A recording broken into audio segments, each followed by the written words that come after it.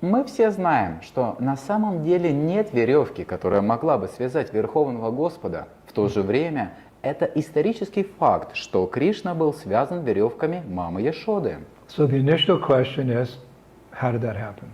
И извечный вопрос, как же это произошло?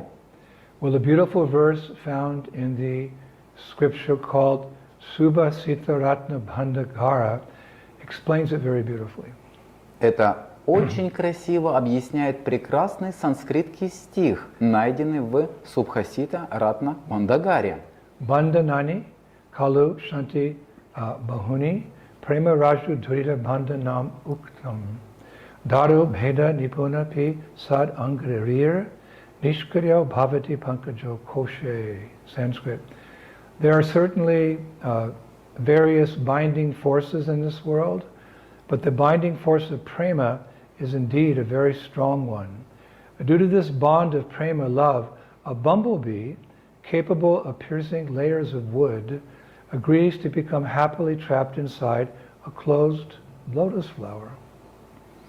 В этом мире, безусловно, существуют различные связывающие силы, но связывающая сила премы действительно очень сильна. Благодаря этим узам премы, любви, шмель, способный проникать сквозь слои древесины, соглашается быть счастливо пойманным в ловушку закрывающегося цветка лотоса. In other words, such a bumblebee can easily free himself from a lotus flower, but when he tastes affection, love, and rasa, literally nectarian honey, from a lotus flower, the same bumblebee happily agrees to take shelter of the closed lotus. Другими словами, шмель очень свободно может вырваться из этого цветка, но он с радостью принимает это положение и остаться в этом лотосе. So our acharyas say that Krishna is such a bumblebee, for when he tastes the loving affection, the nectarian loving affection of his devotees, he chooses to be captivated by them rather than remaining free, like the bee. Ачарьи говорят, что наш Кришна является таким шмелем, потому что мы видим, что он предпочитает любовный плен свободе, подобно пчеле. And this is the reason why he agrees to be bound up by the rope of Mother Yashoda. И это причина, почему он соглашается быть связанным веревкой матери Яшоды. So Srila Prabhupada begins his description of this pastime of Krishna being bound by the ropes of Mother Yashoda's love in Krishna book, chapter 9. Шрила Прабхупада начинает свое описание этой лилы Кришны, связанного веревками любви мамы Яшода, в 9 главе книги Кришна. He uses an interesting phrase, usually attributed to fairy tales, to start with, but in fact what he writes is absolute truth. Он использует интересную фразу, которую обычно используют в сказках, но то, о чем он пишет, на самом деле является абсолютной истиной. He begins, once upon a time. Он начинает однажды, давным-давно. Once upon a time, seeing that her maidservant was engaged in different household duties, Mother Yasoda personally took charge of churning butter. Однажды, видя, что ее служанка занимается различными домашними обязанностями, мама Яшода лично взялась за взбивание масла. And while she churned butter, she sang the childhood pastimes of Krishna and enjoyed thinking of her son. И пока она взбивала масло, она пела о детских играх Кришны и наслаждалась, думая о своем сыне. Now Srila Jiva Goswami writes in Gopal Champu in the Purva Champu section, chapter 8, that the song she was singing was Gokupati Kulatilaka Tvam Asiha Akata Sukata Braja Rachita Shuka Braja Nanya Nandi Sa Miha.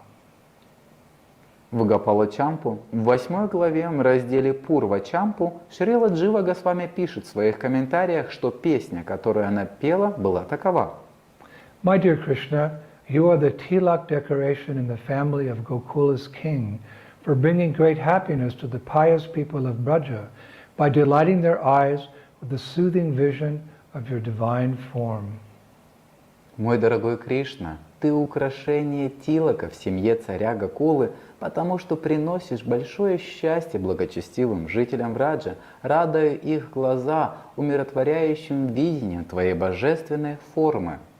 So in this way she sang while churning butter. И она пела таким образом, пока взбивала масло. And while this was going on, Krishna was sleeping very blissfully inside his home. И пока все это происходило, Кришна блаженно спал в своем доме. But when he heard the singing of his own glories, he woke up and came outside.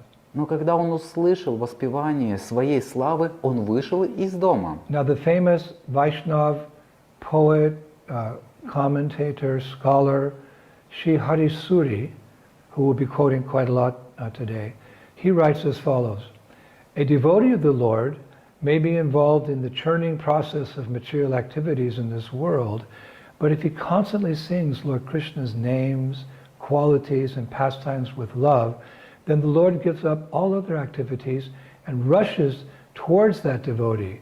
The Lord eagerly desires to drink Hridaya Amrita.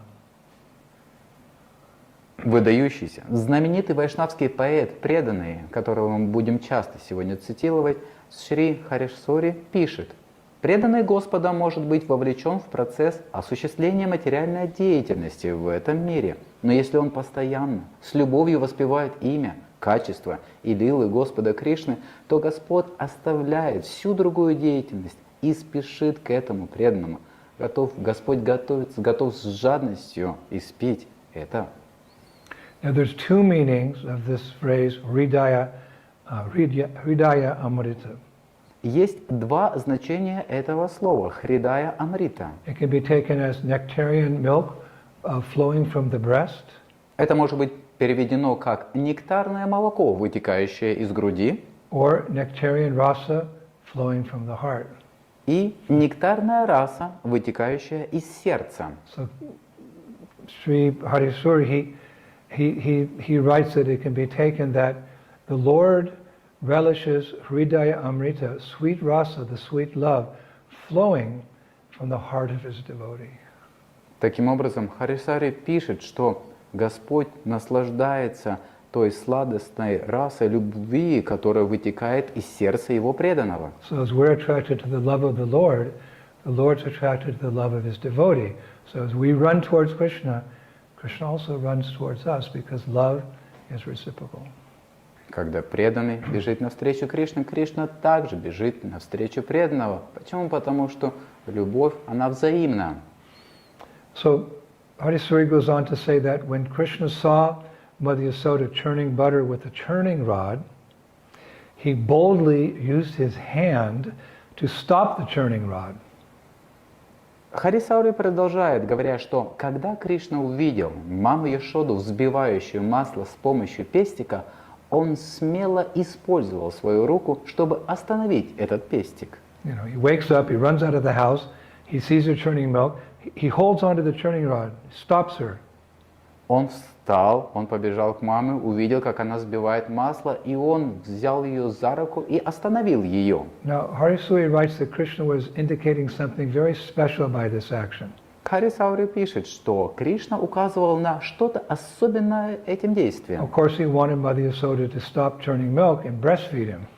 Конечно, Кришна хотел, чтобы мама Яшода перестала взбивать молоко и стала кормить его грудью. But Harisuri writes Krishna also wanted to convey that if a devotee has love for me, then I will personally stop his churning of material activities with my own hands.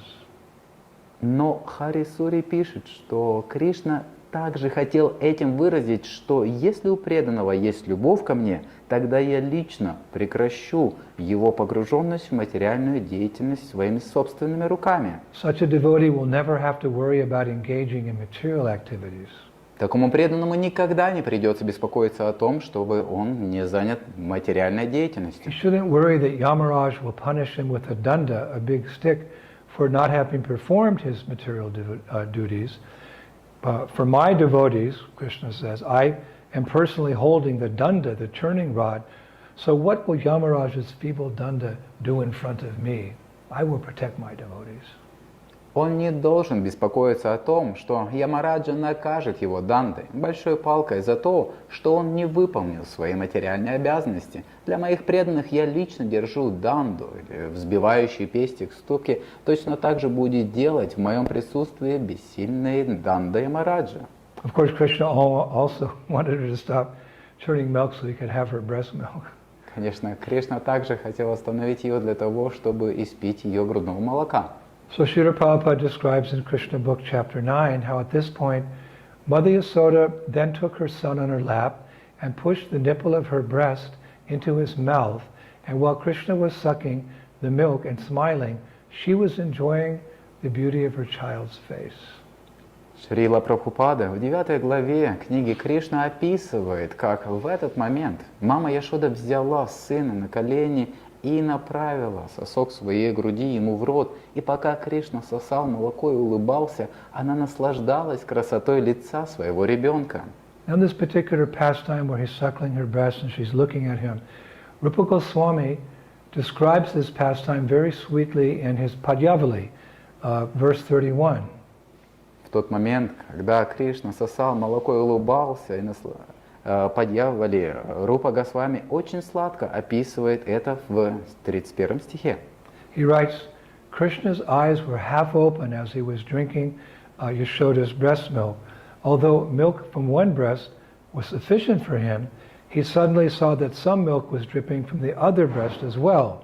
He tried to save this precious milk by rubbing it off the other breast by using his hand. Not understanding this, Mother Yasoda thought that he was caressing her. She responded back by caressing his chin. Krishna, half asleep, smiled, and the entire universe saw his 2 teeth as shiny as Vishnu's milk ocean. May those 2 teeth protect you all, Rupa Goswami writes. May those 2 teeth protect you all. Рупа Госвами пишет, глаза Кришны были наполовину открыты, когда он пил грудное молоко Яшоды. Хотя молока из одной груди было для него достаточно, он вдруг увидел, что немного молока капает и из другой груди. Он пытался спасти свое драгоценное молоко, стерев его с другой груди рукой. Не понимая этого, мама Яшода подумала, что он ласкает ее. В ответ она стала ласкать его подбородок. Кришна, полуспящий, улыбнулся, и вся вселенная увидела 2 его зуба такими же сияющими, как молочный океан Вишну. Пусть эти 2 зуба защищат вас всех. Пусть эти 2 зуба защищат вас всех. So naturally the question may arise, how can the Lord's 2 teeth protect us? Естественным образом возникает вопрос, как эти 2 зуба могут защитить нас всех? Actually, on many occasions we hear verses which say similar things like, may his arms protect you, may his eyes protect you, may his face protect you. Очень часто мы можем слышать, когда говорится о похожих вещах, как пусть его руки защитят вас, пусть его глаза защитят вас, пусть его лицо защитит вас. So how do these 2 things practically protect devotees? И как же это практически защищает преданных? The answer is given that if one remembers any one of them at the moment of death, that will protect him from the greatest danger of repeated birth and death. Ответ заключается в том, что если кто-то вспомнит их в момент смерти, это защитит его от величайшей опасности повторяющегося рождения и смерти. What's that verse, Bhagavad Gita, chapter 8, verse number 6? Whatever state of being one remembers when he quits his body, O son of Kunti, that state he will attain without fail. Speak of the Lord's 2 teeth, going back to Godhead. В Бхагавад-гите 8.6 есть стих, в котором говорится: «О сын Кунти, о каком бы состоянии бытия не помнил человек, покидая тело, того состояния он достигнет в следующей жизни». Now coming back to Krishna, the pastime could have ended here on a happy note. Возвращаясь к Кришне, лила могла бы закончиться здесь, на счастливой ноте. Krishna could have drunk Yasoda's milk and then gone to sleep.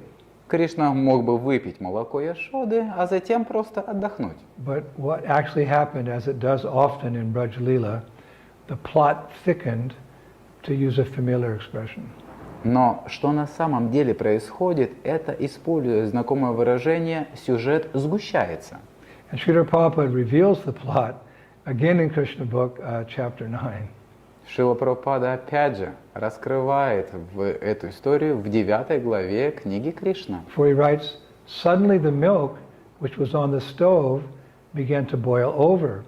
Just to stop the milk from spilling, Mother Yasoda at once put Krishna aside and went to the stove.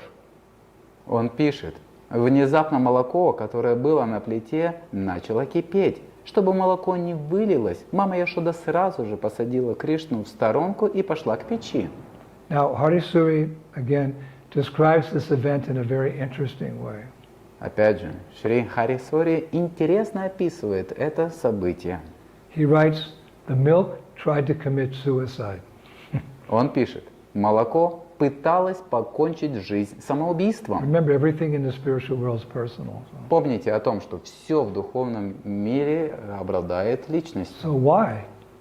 Почему? Because the milk was thinking that Krishna is the Lord whose very name drives away the heat of material existence. Yet here it was, the milk, shamelessly burning in the personal presence of Krishna. Thus it decided to end its life and commit suicide by boiling over in the fire. Потому что молоко думало, что Кришна – это Господь, чье имя убирает жаром материального существования. Тем не менее, здесь оно бесстыдно проиграло в личном присутствии Кришны. But Krishna wanted to protect his devotee, the milk, so he arranged for Mother Yasoda to see the boiling milk and protect it from boiling over and perishing in the fire. Таким образом, она решила покончить жизнь самоубийством, прыгнув в кипящее в огне. Но Кришна хотел защитить своего преданного молока, и поэтому он договорился о том, чтобы мама Яшода увидела кипящее молоко. Now, Harisuri gives another reason for the milk boiling over. И Харисари описывает еще одну причину для кипения молока. These pastimes can be seen from many angles of vision. Эту лилу можно посмотреть с разных углов зрения, Krishna conscious vision. используя сознание Кришны. It's very interesting. He writes, Krishna was drinking breast milk, and thus the milk in the vessel on the stove became jealous and started burning. It's commonly seen that one godbrother sometimes becomes jealous of the higher position attained by another godbrother. Like that, both milks, the breast milk and the vessel milk, are godbrothers since they belong to the same family.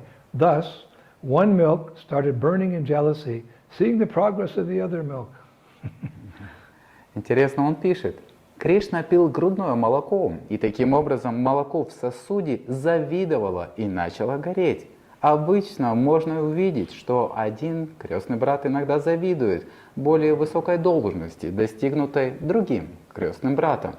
Оба молока, грудное молоко и обычное молоко, являются крестными братьями, так как они принадлежат к одной и той же молочной семье. И таким образом одно молоко начало гореть от ревности, видя прогресс другого молока. There's competition in the spiritual world. Существует соревнование в духовном мире. One may become jealous, not envious, because there's no envy in the spiritual world, but one may become jealous, and then both parties try to increase their devotion to Krishna. Они начали завидовать, не ненавидя друг друга, а завидовать, трансцендентная зависть, чтобы лучше служить. So seeing the milk boiling over, Mother Yasoda left baby Krishna to attend to it. Так что, увидев, что молоко кипит, мать Яшода оставила его для того, чтобы помочь. So Prabhupada writes again in Krishna book, chapter 9, left in that state by his mother, Krishna became very angry, very frustrated. He pressed his teeth and lips, and taking up a piece of stone, he immediately broke a butter pot. Шрила Прабхупада опять же в 9 главе книги Кришна пишет, что, оказавшись оставленным своей матерью, Кришна очень рассердился. Сжав свои зубы и губы от гнева, он взял камень и тут же разбил горшок с маслом. So here for the first time actually, the acharyas say, we see Krishna becoming a little angry, a little frustrated.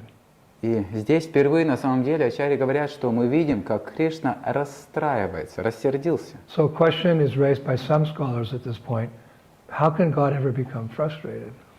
И некоторые ученые спрашивают, как Бог может быть разочарован? Because Bhagavatam 10:37-12 describes him as satya sankalpa, he who fulfills his desires simply by his will. He doesn't need to be frustrated.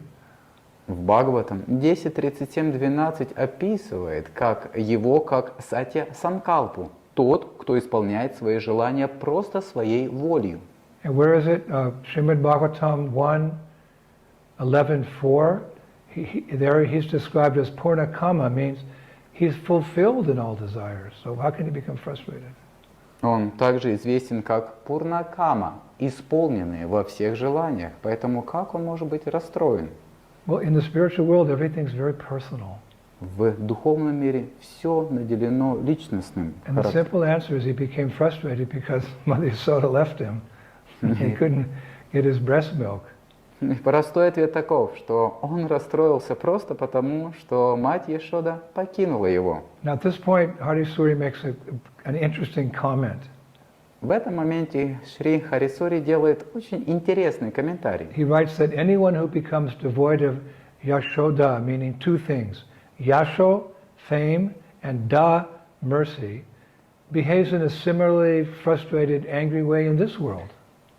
Он говорит, что любой, кто лишен Яшода, означает две вещи. Яшо – слава, и Да – милосердие. Ведет себя аналогичным, разочарованным, злым образом в этом мире. So it's not surprising to see Krishna's behavior with Mother Yashoda in the spiritual world, that he became frustrated, but again, in a transcendental way.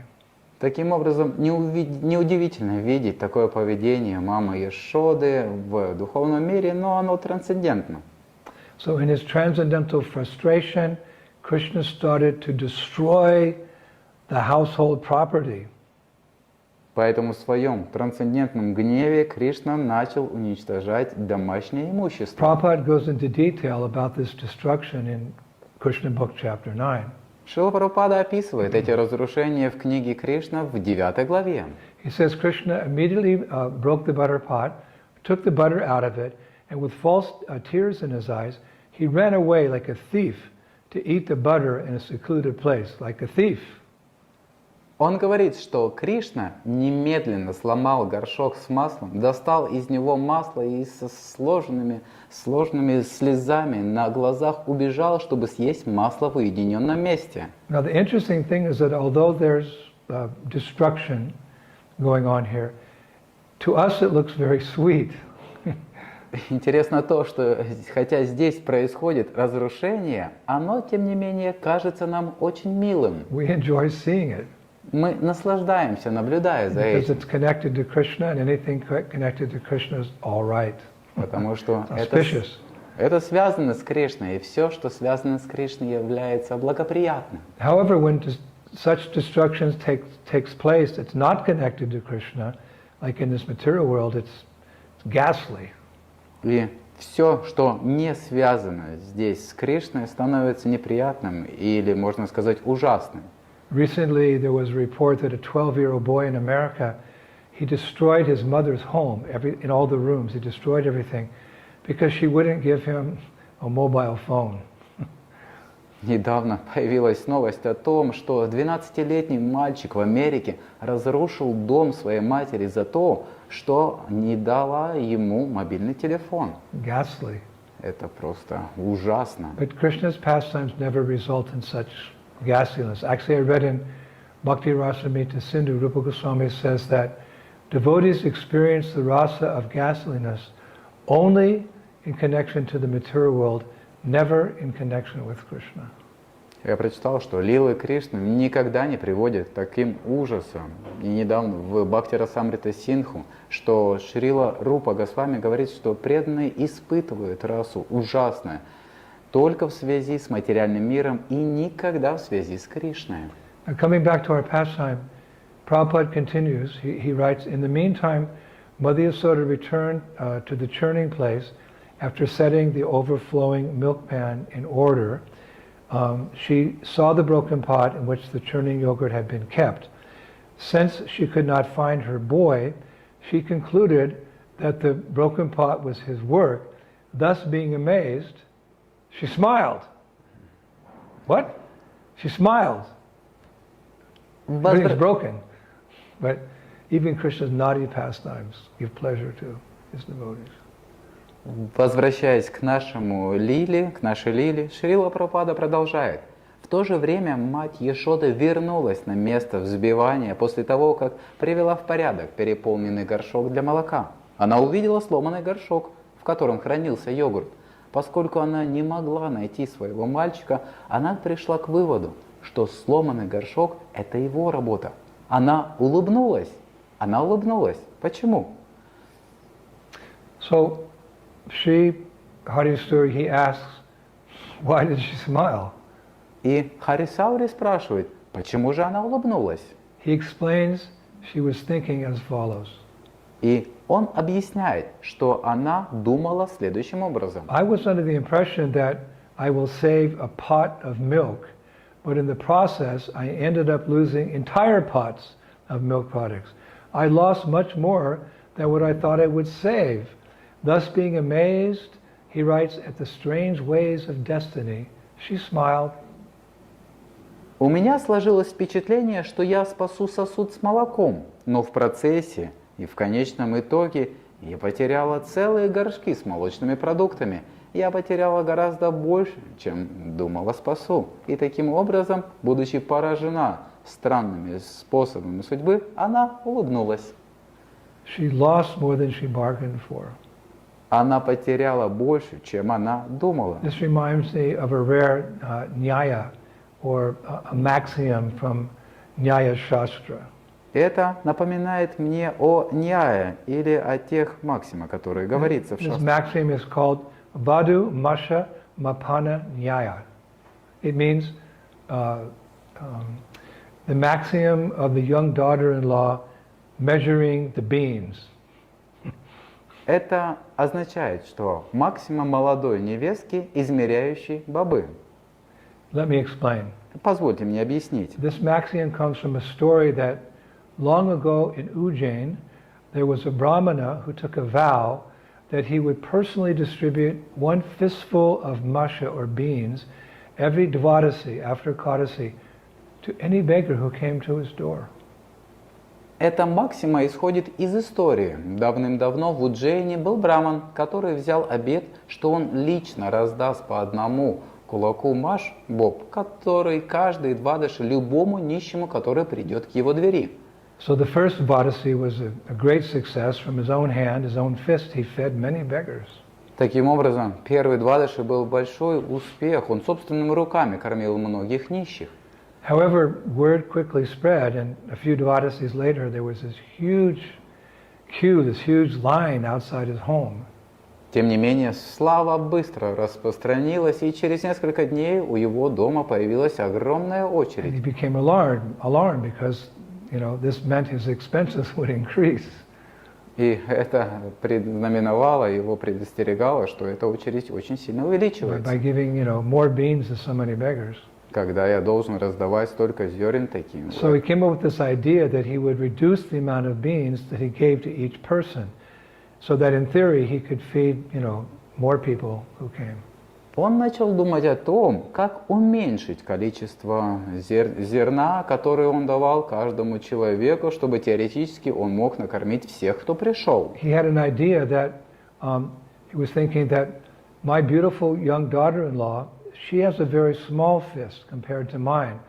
So if she gives out these fistfuls of beans to the beggars who come, it will only be half the current quantity that I'm having to give through my fist. So I'll have her distribute beans the next Dvadasi. That's how he's going to solve the problem. У него возникла More beans, less beans for more people.